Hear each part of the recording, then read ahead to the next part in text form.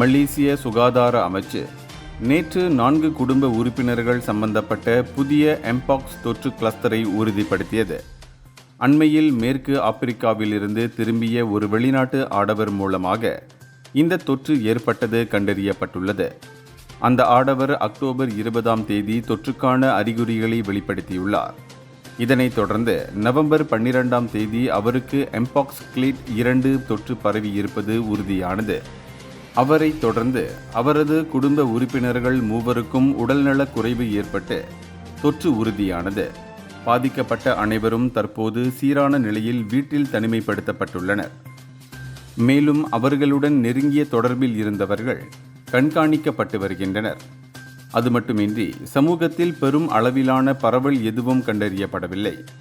இந்த வைரஸை கட்டுப்படுத்துவதற்கு அதனை விரைவாக கண்டறிந்து பாதிக்கப்பட்டவர்களை தனிமைப்படுத்திய நடவடிக்கையை அமைச்சு பாராட்டியது. பாதிப்புக்குள்ளாகும் குழுக்களிடையே தொற்று அபாயம் நீடிப்பதால் பொதுமக்கள் தொடர்ந்து விழிப்புடன் இருக்குமாறு அமைச்சு நினைவூட்டியுள்ளது.